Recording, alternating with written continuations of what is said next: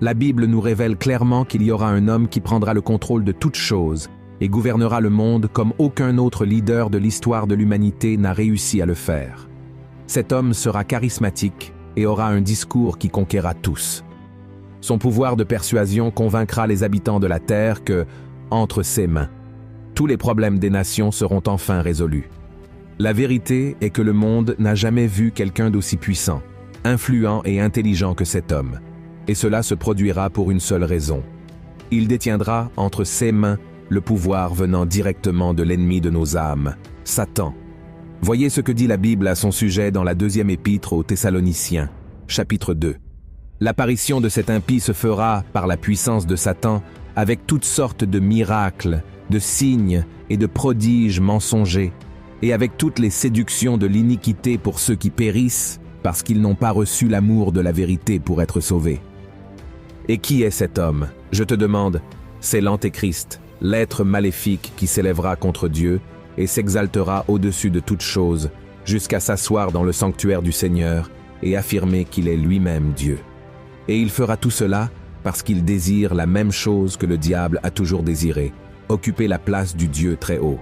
C'est ainsi que cela est écrit dans le livre d'Ésaïe, chapitre 14.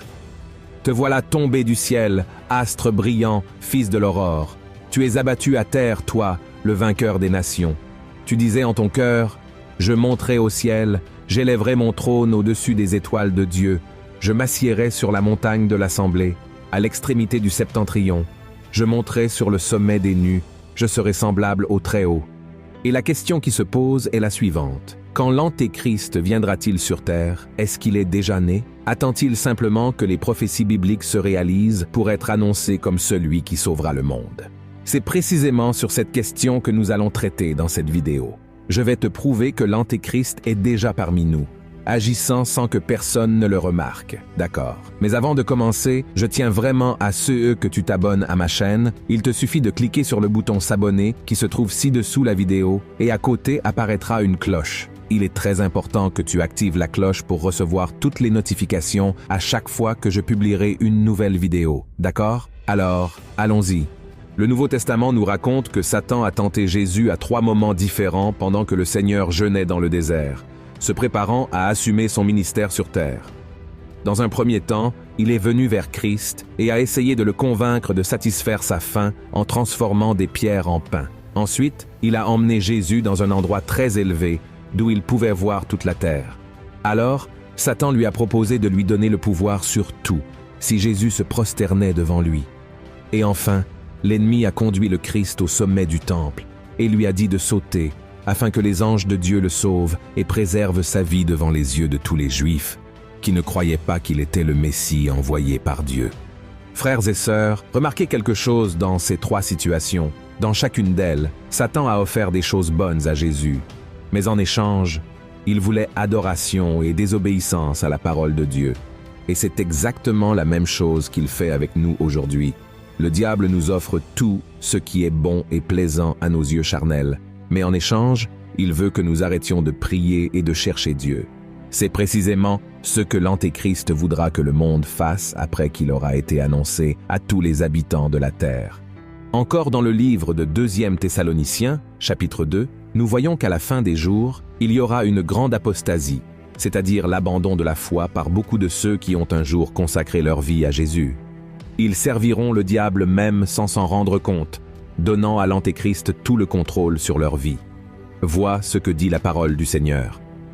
Pour ce qui concerne l'avènement de notre Seigneur Jésus-Christ et notre réunion avec lui, nous vous prions, frères, de ne pas vous laisser facilement ébranler dans votre bon sens et de ne pas vous laisser troubler, soit par quelque inspiration, soit par quelques paroles ou par quelques lettres qu'on dirait venir de nous, comme si le jour du Seigneur était déjà là.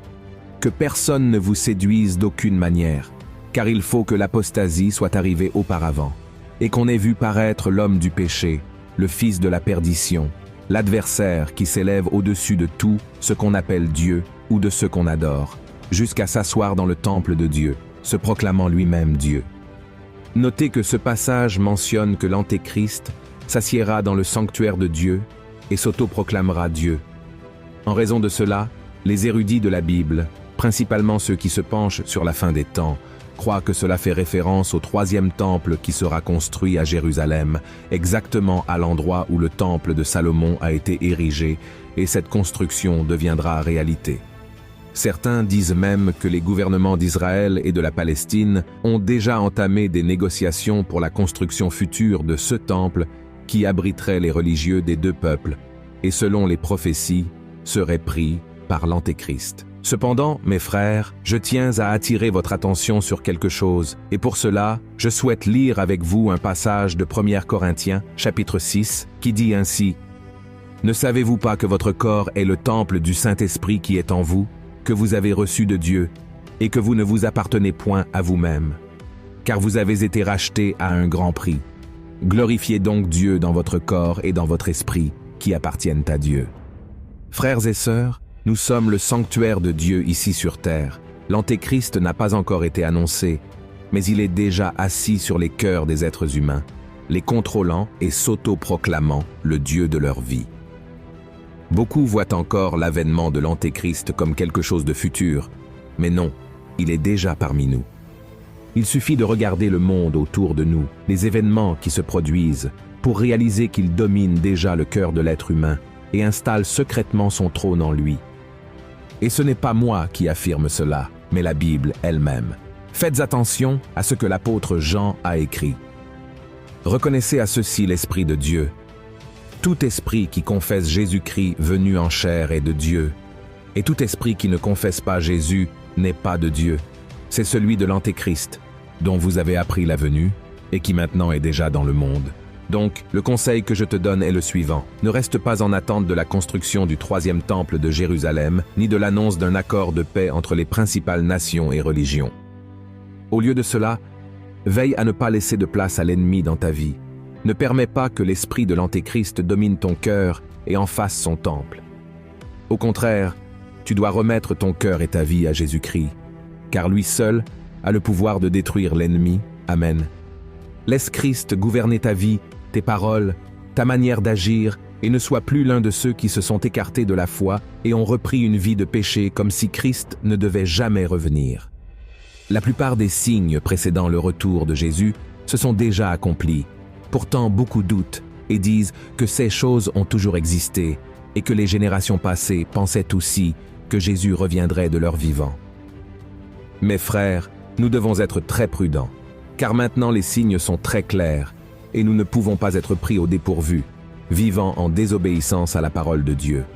Alors, si tu n'as pas encore fait repentance de tes péchés et accepté Jésus comme ton Seigneur et Sauveur, sache qu'il t'aime beaucoup et attend ta décision.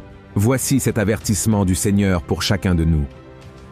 Enseignez par vos apôtres, sachant avant tout que, dans les derniers jours, il viendra des moqueurs avec leurs railleries, marchant selon leur propre convoitise et disant « Où est la promesse de son avènement ?» Car, depuis que les pères sont morts, tout demeure comme dès le commencement de la création. Ils veulent ignorer, en effet, que des cieux existèrent autrefois par la parole de Dieu, de même qu'une terre tirée de l'eau et formée au moyen de l'eau, et que par ces choses le monde d'alors périt, submergé par l'eau, tandis que, par la même parole, les cieux et la terre d'à présent sont gardés et réservés pour le feu, pour le jour du jugement et de la ruine des hommes impies. Mais il est une chose, bien-aimés, que vous ne devez pas ignorer, c'est que, devant le Seigneur, un jour est comme 1000 ans, et 1000 ans sont comme un jour. Le Seigneur ne tarde pas dans l'accomplissement de la promesse, comme quelques-uns le croient, mais il use de patience envers vous, ne voulant pas qu'aucun périsse, mais voulant que tous arrivent à la repentance. Le jour du Seigneur viendra comme un voleur. En ce jour, les cieux passeront avec fracas, les éléments embrasés se dissoudront, et la terre avec les œuvres qu'elle renferme sera consumée. Puisque donc toutes ces choses doivent se dissoudre, quelles ne doivent pas être la sainteté de votre conduite et votre piété, tandis que vous attendez et hâtez l'avènement du jour de Dieu, à cause duquel les cieux enflammés se dissoudront et les éléments embrasés se fondront. Amen. Si vous avez aimé ce message, je vous prie de le partager sur WhatsApp, sur Facebook. Propageons la parole de Dieu et n'oubliez pas de vous abonner à ma chaîne. Que Dieu vous bénisse, je vous attends dans la prochaine vidéo.